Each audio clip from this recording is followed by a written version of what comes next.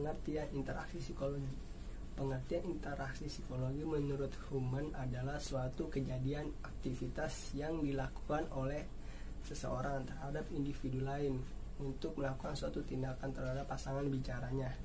Dan yang kedua, yaitu menurut Shaw, interaksi psikologi adalah pertukaran antara pribadi masing-masing seseorang, sehingga perilaku tersebut mempengaruhi satu sama lainnya. Dan yang ketiga, menurut Thibault dan Calais, dia menjelaskan bahwa peristiwa tersebut itu saling mempengaruhi satu sama lain. Maka dari itu, interaksi psikologi adalah suatu hubungan yang dilakukan oleh dua orang atau lebih, di mana tingkah laku seseorang diubah oleh tingkah laku yang lainnya. Dengan demikian, bahwa seseorang yang tadinya dia bersifat secara biologis akan diubah oleh orang lain menjadi suatu tindakan. Bagian kedua, interaksi dan komunikasi antara dai dan mad'u. Poin pertama, interaksi.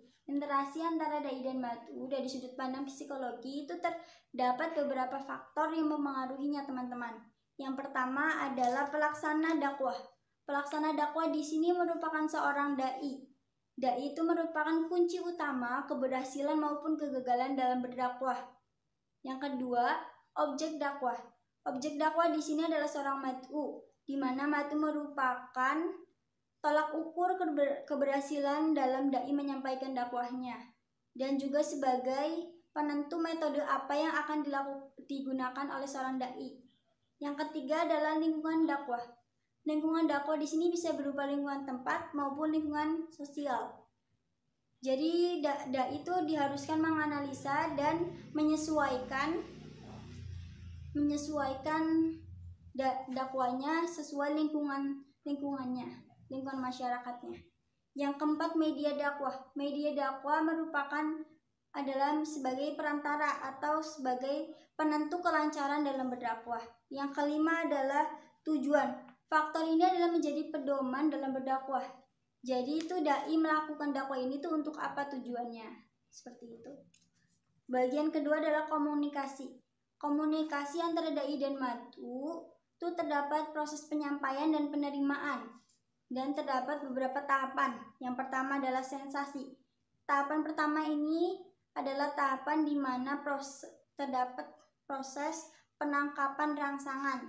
Contohnya seperti saat dai naik ke mimbar, yang kita tangkap pertama adalah postur tubuhnya atau sosok tubuhnya. Dan yang kedua adalah persepsi. Tahap kedua ini adalah tahap pengalihan sensasi menjadi informasi. Jadi tahap ini tuh tahap penangkapan informasi dan menafsirkan pesan-pesan yang disampaikan oleh seorang dai yang kita telah terima tadi. Yang ketiga, memori. Memori tahap ini merupakan tahap penyimpanan informasi di memori kita masing-masing.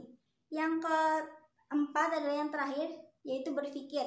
Berpikir merupakan gabungan antara ketiga tahap sebelumnya, yaitu sensasi, digabungkan dengan persepsi, dan digabungkan juga dengan memori.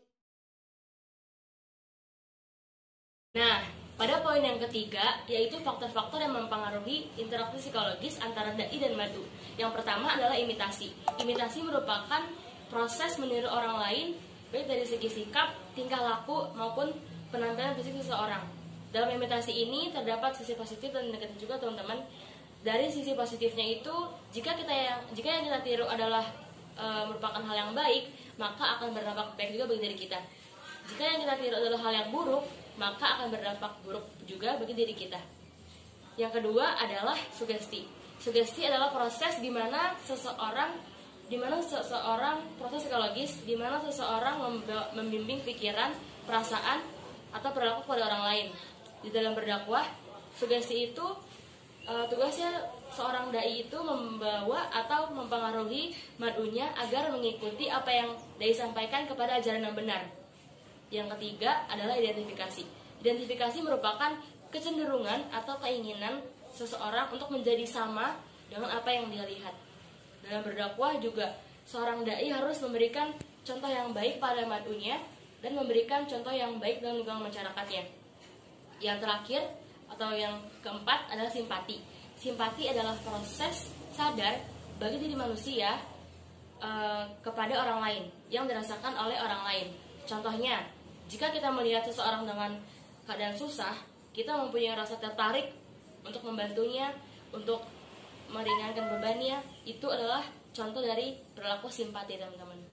Nah, jadi kesimpulannya itu, interaksi psikologis adalah suatu pertukaran antar pribadi yang masing-masing orang menunjukkan perilakunya satu sama lain dalam kehadiran mereka.